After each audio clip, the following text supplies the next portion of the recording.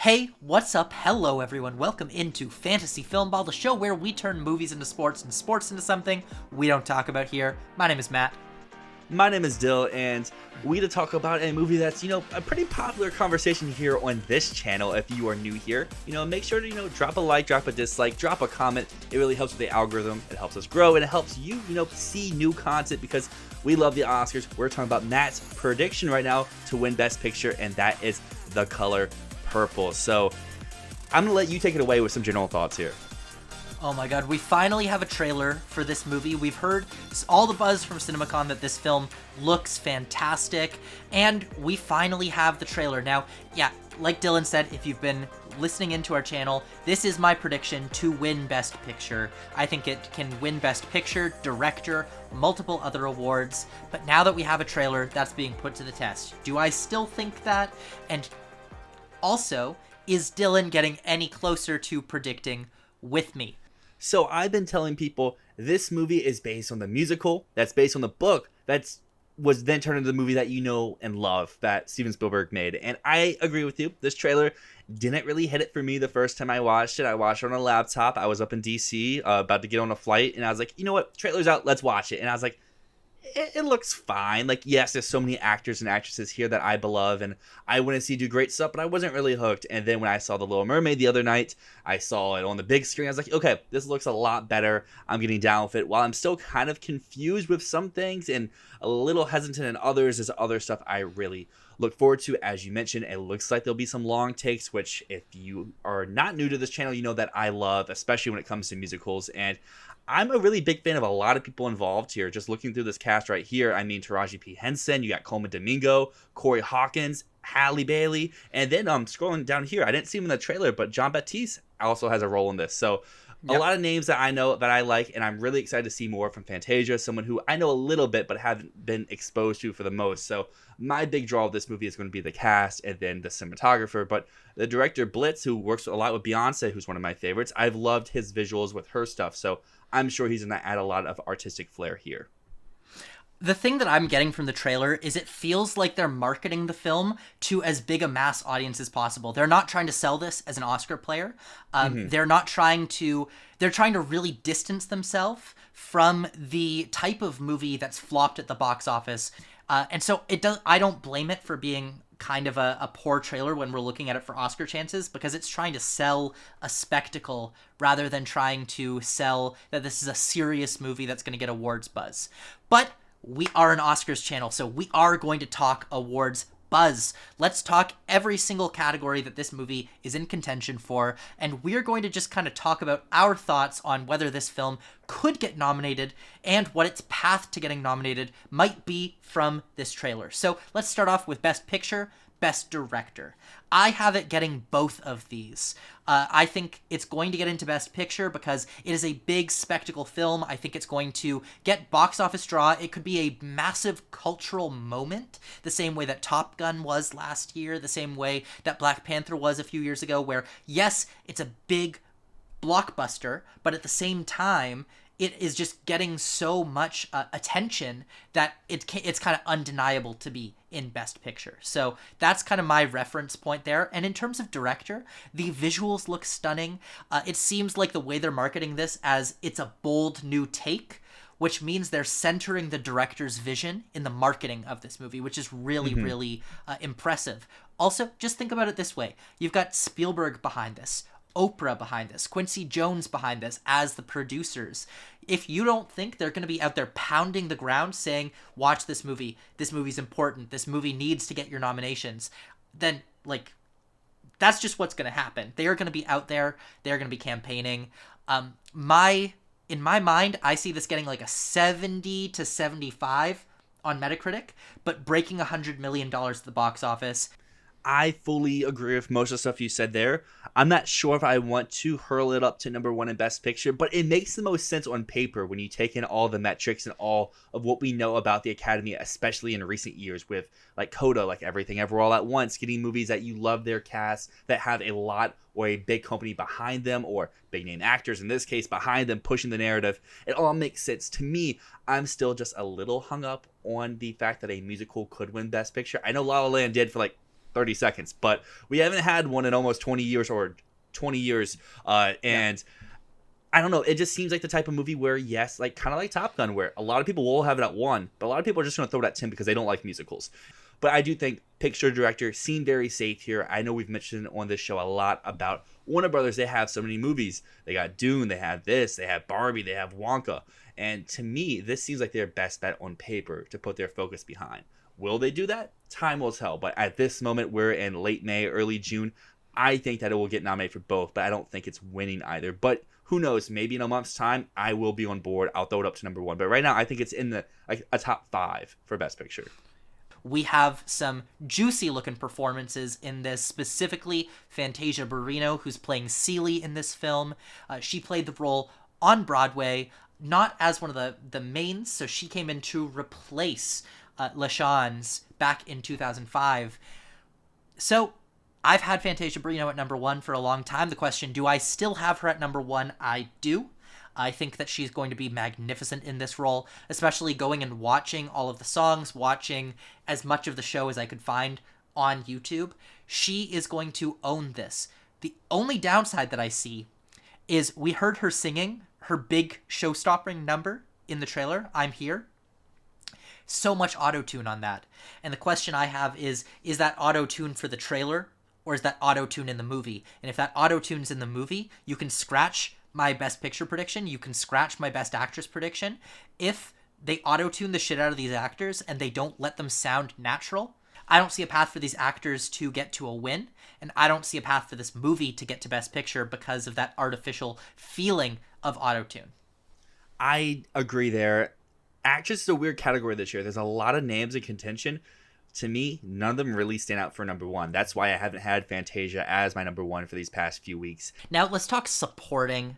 In the supporting categories, I've watched the show. I can tell you right now, there's 2 ladies in contention for supporting. That is Danielle Brooks, who plays Sophia, and Taraji P. Henson, who plays Shug Avery. Personally, I know a lot of people say that Danielle Brooks as Sophia has the juicier part, and she's the role who has been nominated on Broadway, but Taraji P. Henson is the one that I think kind of stands out a little bit more. She's got songs in this that are really, really strong. In fact, I'd say that there's 2 main songs to the show. I'm Here, which is Fantasia Barrino's big solo number, as well as What About Love, which is a duet between Taraji P. Henson's character Shug and Fantasia Barrino's character Celie. I think that's why I've got Taraji P. Henson a little bit higher, but I have Danielle Brooks and Taraji P. Henson in my top 5. I think both are really strong for a nomination, and if we see a double nomination this year, it's probably them, especially now that we know Jesse Plemons is barely in Killers of the Flower Moon. Yeah, I was going to say exactly what you just said there at the end. This is our double nomination for this year. We always have one, and it's just finding out which one it is. Last year, I know we had 2 double nominations, but this seems like the best one on paper. While I do think it's probably Brooks and Henson, I know the trailer makes it look like Hallie's in it a lot. I've heard from you that she's more of just an Act 1 person, but if the campaign sways that way, she could be someone who kind of like pops up surprisingly in some places, kind of like Samantha Barks did for Les Mis, but she won't get the Oscar nomination. I know on the supporting actor side, people early on were saying, oh, Corey Hawkins, it's his turn. At least to me, watching the trailer, I maybe saw like 1 frame of him. He wasn't really there, but I know a lot of people's best actor contender, Coleman Domingo, he was here pretty much a lot, but I don't know if that's going to be like a Hallie situation where he's in here in the early parts, but he's not really later on. But someone who's seen and read the source material, what do you think?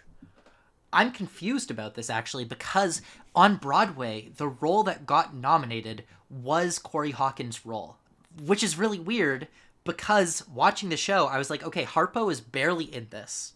Mr. is in it a lot more, and Mr. is Coleman Domingo. So if I'm going off of just that, if I'm going completely off of those Tony nominations, abandoning those and saying, well, who was in the show more when I watched it, and, you know, who's a bigger name, Coleman Domingo, I just gotta say, Coleman Domingo seems like the stronger contender of the 2.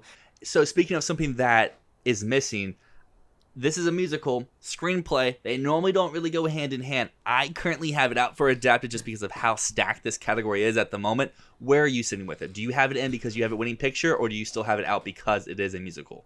No, I have it in. I think that West Side Story missing best adapted.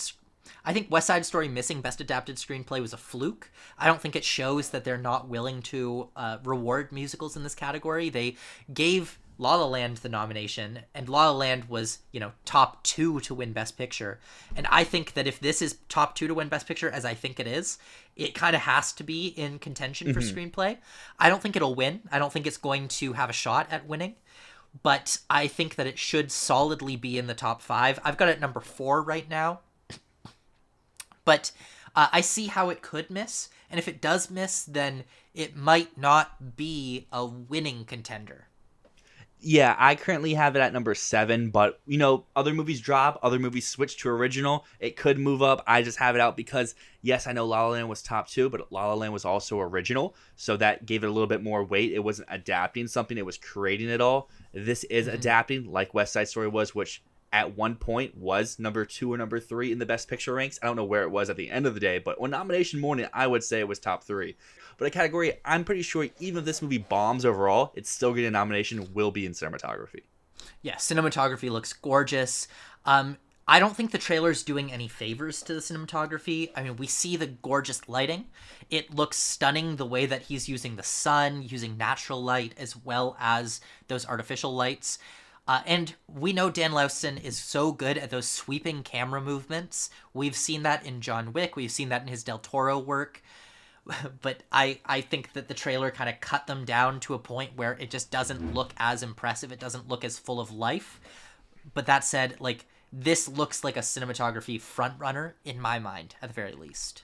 I would agree. I think it's pretty, like I said before, pretty safe in there for a nomination. Need to see more from it, obviously, to put it at my number 1. But I think it's like number 3, number 4, number 2 even in the category. Yeah. Speaking of something that the trailer, also didn't shed much light on because it is something that you can't really grasp without watching the movie is the sound and the editing. It's a musical, so sound seems pretty likely. And if it's a lot of one takes, then maybe editing is kind of out. But also that could amplify the editing for be like, hey, we pulled off these one take scenes because musicals, they sometimes can really eat up in these categories. And I know in the past with most musical contenders there was 2 sound categories, so it'll be really interesting to see now that it's 1, how does a big musical contender look? Because even though West Side Story was a big musical contender, you're going against the first Dune, which just swept everything. And I know Dune's here around this year, but it's probably not going to be the juggernaut that the first one was.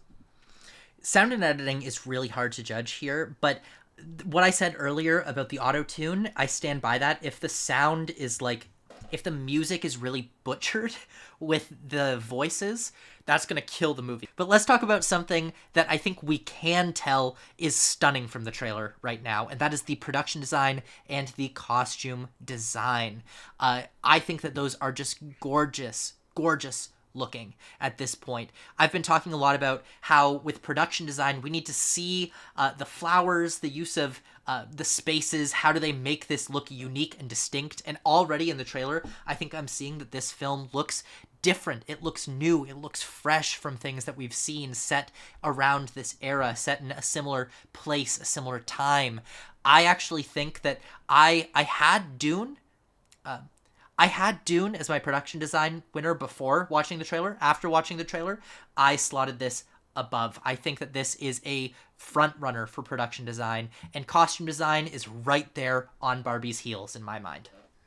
I'm not as high on both as you. I don't have them winning, but I do have them both in my 5. And I'm someone who has this a little bit lower in picture than Matt does. So that just gives you a sense for, how strong both these categories really look for this movie. And now diving into our last specific category we have here, that's Best Original Song. While I don't think it's confirmed, there's little bits of words out there maybe that Halle could be writing a song or someone else could be writing a song.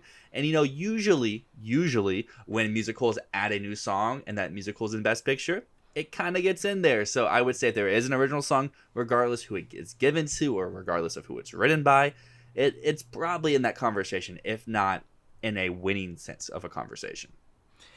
Yes, so I've heard that Halle's writing a song for it, and I've also heard that the original writers of the show, one of them has passed away, but the other one is working with a team of 3 other writers to write a couple new songs for the show.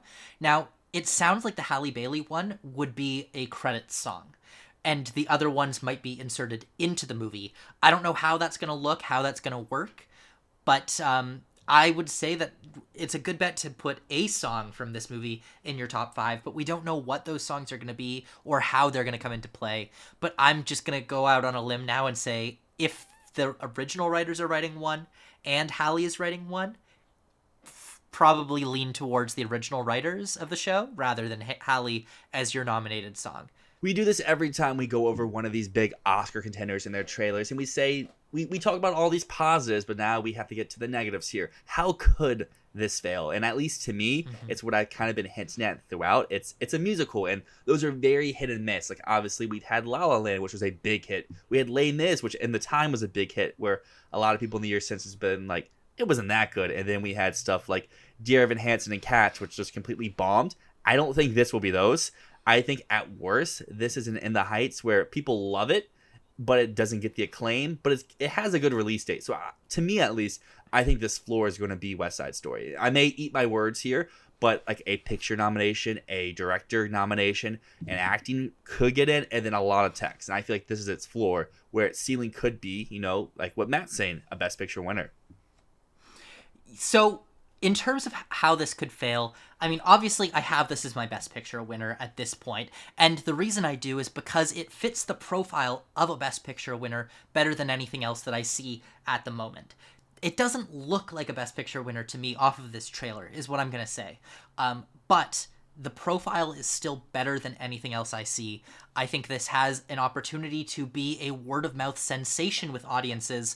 I think that there's the chance for this to win the SAG Ensemble, to be that sort of lovable cast that brings us through the year. But that's also my downside to the movie, is if these things that I'm predicting don't happen. Let's say this is not a box office sensation. What if it has box office along the same lines as West Side Story, or along the same lines as In the Heights? So poor box office in line with other musicals would really, really hurt this, because it would no longer be a word-of-mouth sensation or a cultural moment like I'm predicting it to be.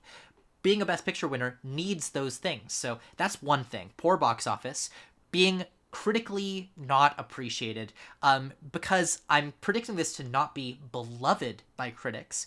Between 70 to 75, I'm predicting it to get Coda or Green Book level ratings. But if this gets like in the 40s or 50s on Metacritic and audiences love it, box office is good, but it has like a Greatest Showman level response, then it just won't, it'll be seen as too lowbrow to get into Best Picture. So that is another risk.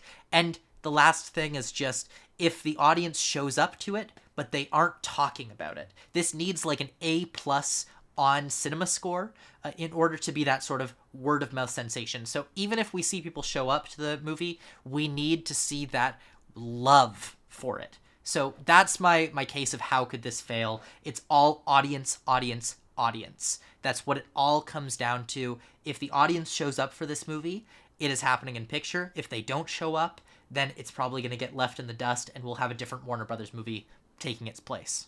So with that being said, 3 of those movies are getting some sort of Oscar buzz. So where do you really see the Oscar nominations flowing for this movie? Like its absolute ceiling and its absolute floor?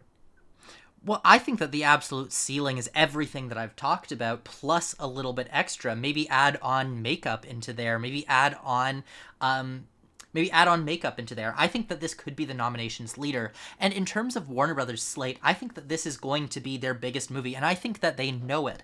And what you were saying about festivals, I want to see Warner Brothers have the courage to send this to TIFF. If it's at TIFF, it will win the People's Choice Award. I will stand by that. And if it's not at TIFF, I might take it out of my Best Picture predictions. And I'd say for me, the floor for this film would be, honestly, if it's just okay, I don't see it getting less than just costumes and production design and maybe song.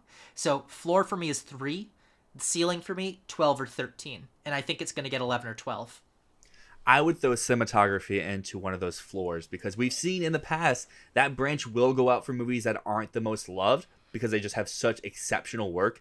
And the cinematographer Dan Lowson has been getting so much praise this year. This will probably be his most showy and most, receptive work when it comes to an awards body. So this one could be, not saying this movie is Bardo. This movie is Empire of Light, but that type of nomination will be like if this movie's at its floor. But I do agree. I feel like this is getting a lot of nominations. This movie's going to be good, and if it's not, I'll hold my L. But this trailer, even though it doesn't look the best, it still wants me, like, it makes me want to see this movie, and I'm really excited for this to come out. And I do hope it comes to TIFF. That way you can see it early, and then who knows, maybe it comes to Virginia, and then I can see it early as well. We'll have to find out. But everyone out there, let us know down below. What did you think about this trailer? What are some predictions that you're going to say here? Do you think it's going to get a double supporting actress nomination? Do you think it's winning picture? Or do you think this will be a big letdown for Warner Brothers? But until next time, my name is Dyl. And my name is Matt, and this is Fantasy Filmball.